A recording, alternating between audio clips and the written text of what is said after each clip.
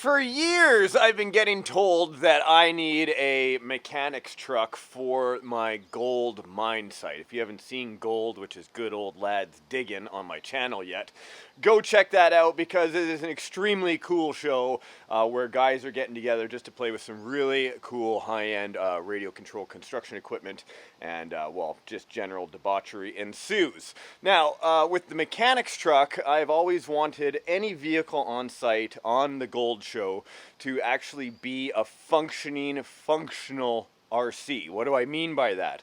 Even though radio control hobby is full of imagination, I always wanted to make sure that every vehicle on site had a purpose. So no one driving around a 1/10 scale trail truck just to pretend it's some sort of, you know, like foreman's truck. That's not what I'm here to do. These machines are actually working. And so I had to wait for a vehicle to come around that was a mechanic's truck that I would be interested into converting or having on site. It had to be the right scale, so size-wise it had to be proper, and it had to actually do something for it to be on site, not just to be driven around. So here's what I came up with. As soon as I saw this vehicle was for sale online, I spent $1,250 US plus the PayPal fee, plus the shipping. People could say I'm bragging about it. If that floats your boat, sure. I also say the prices because a lot of people ask me for prices on radio control hobby equipment and then they laugh at me for how much I'm willing to spend. But hey, whatever floats my boat. Or in this case, whatever drives my mechanic truck. Now here is this one right here. Ba-bam! Look at this.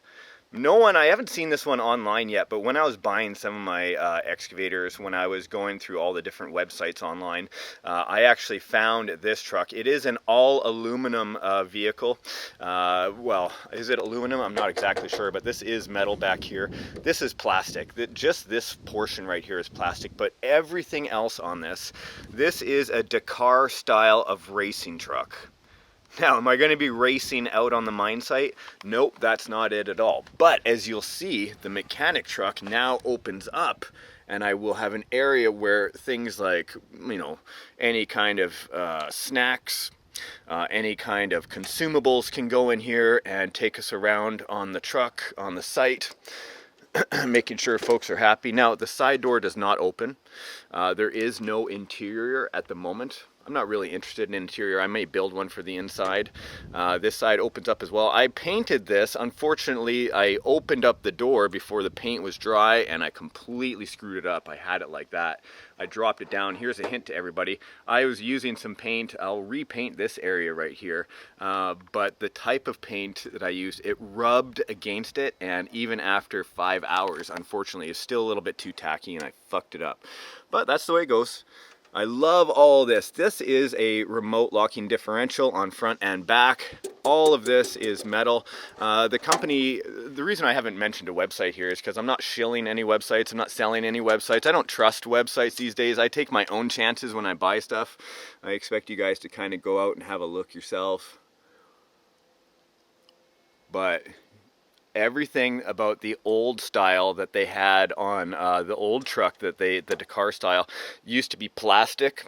And I think it didn't really, I didn't get it, I didn't buy it, I wasn't really that attracted to it until I saw this, because this is basically my new trail truck. Even though it's not 1/10 scale, it is just too frickin' cool. Look at this. I had some stickers that I had purchased online, put them all on here, Komatsu, Cat, Volvo, and then the Red Bull. All the little accessory stickers, skid plate on the back, suspension. I say enough chit chat. Now that you guys have seen the truck, let's go out in the trail. Okay, first time around on the ground. This is in high gear, nice and smooth. This is not full speed. This is on a 3S LiPo right now. This is just kind of freaking my dog out. Goes nice and quick. Good suspension on there. Leaf sprung suspension as well as the normal shocks and dampeners, or I should say spring shocks. And then it goes into locking differential and low gear at the flip of a switch. Ooh, I love that smooth slowness. This is a brushed motor on the inside, guys, just so you know. Dog toy. This is also has some LED lights that are supposed to go on the front. I haven't put them on yet either, just because I've been eager to get outside and have fun with this truck. Even though I screwed up the paint, it's not a big deal. I'm gonna let that paint dry for 3 days in total, and then I'll sand it lightly and I'll just spray it again in that area, and it won't be a big deal at all. That's how you can fix an easy paint mistake. Let's get into some mud here. That's the way you break in a vehicle. Look at that low gear right there, and I've stopped. All my tires are turning. Now, dare I try to go in any deeper? Can I get out? Is this so muddy and sticky I can't get out? Uh-oh. Uh-oh, I'm gonna have to go and switch into high gear, I think. Will high gear help?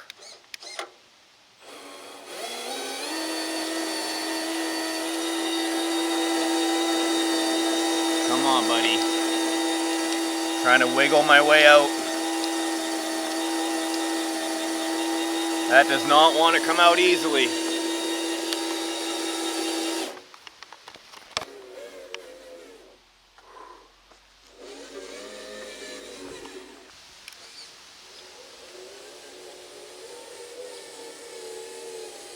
Come on, baby. Ooh. Oh, uh-oh. I'm trying to bring it back up.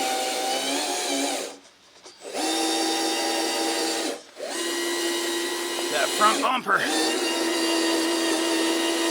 Back it up, back it up, back it up, back it up.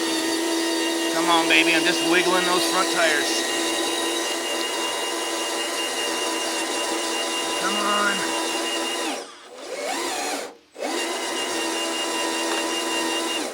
I wonder if I can pull straight in now. Oh, yes. Pull, buddy, pull. Because that low transmission getting stuck in the mud. Just keep that momentum going, man. Come on. Keep the momentum going. Yes. Come on, man. Other side. Other side. Oh, yeah. Oh, my God. Nice job. Yeah, often I'll get comments from people that say, why are you telling us the price? You always are bragging or whatever, like I mentioned earlier. And they didn't know, or they haven't walked a mile in a man's shoes where dudes like me have their content stolen and then used online to scam other people. So for me, putting the price in the title does two things. Not only does it inform the audience about how much something like this would cost, but it also gets people ready for something like how much this does cost. You might say you could get something like this, and I'm crazy for like, you could get it for $50, but no, you can't. And yeah, I am an old dude playing with toys. Anything that someone plays with is a toy. Anybody who says something you play with is not a toy is lying to you or misinformed. You can have a fucking $1 million monster truck full size. That can be a toy. If you want to use smaller trucks, get out on the trail and do things you can only do with smaller trucks because you can't afford or wouldn't have the balls to in full size. That's me, for sure. I love trying stuff in small scale that I normally can't do with my full size truck. Oh yeah, baby! 4-wheel drive. That's some thick, soupy mud. It's been there for fucking weeks, man.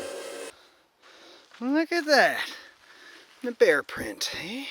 Here's his pad. And then 1, 2, 3, 4 claws. Super cool. He's just little though. The things you see when you're out on a walk. Ah. No bears. No bears. I don't see any frogs in here. Ribbit. This pond's getting smaller. Oh man, I don't even think we can make it through that middle part. What a beautiful looking machine, guys. Look at that. I love going slow in the mud. It's just something about it is therapeutic for me, watching those tires work their way through. So nice. I have filmed 1,000 scale trucks, at least, maybe more. And I have to say that this truck, for me, is finally exciting again. I have done a lot of trucks on the trail, and this is why I bought this one immediately as soon as I saw it. After the changes I saw that was made to the product from the last Dakar race vehicle, where it was plastic, this one I knew immediately I had to have, and I knew I'd be out in the mud with it on the first day. Now you'll ask me, how do I clean these? With a hose. Is this waterproof? No.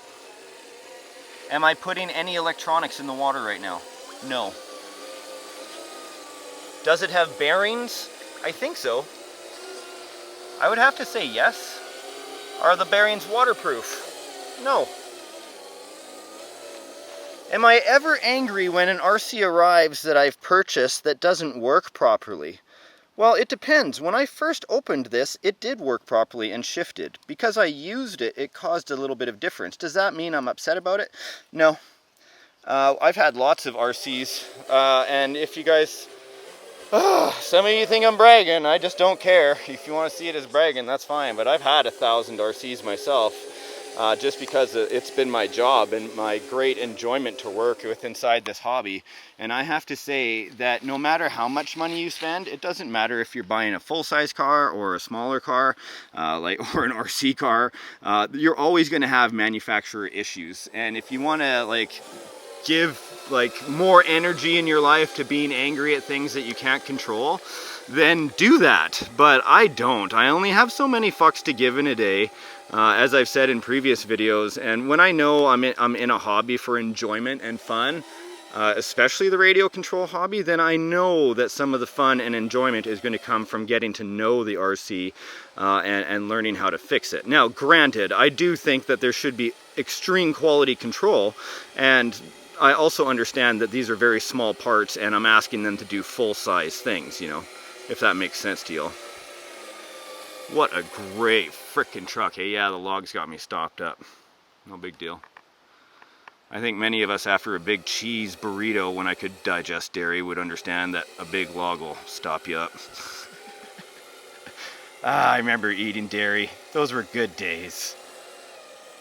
Guys, what do you think of this truck? I've been talking to myself this entire time, but this is on my property, and that's why I bought it. I remember when the conservation officers came up to me in the last place I was at and told me that I wasn't allowed to RC there because it was causing a disturbance to the natural environment. This is a place that I had been RCing for, I don't know, at least 20 years, and it was a truck just like this, and they were going to give me a $300 ticket, and I thought, nope.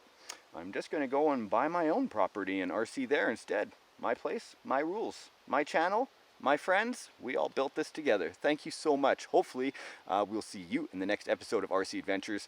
And if you haven't gone and clicked on my videos page on my channel, shame on you. Go there now. Go and catch up on the RC Adventures. They've been crazy since I moved to Nova Scotia. All this is here to discover and more. And I hope you'll join me. Bye.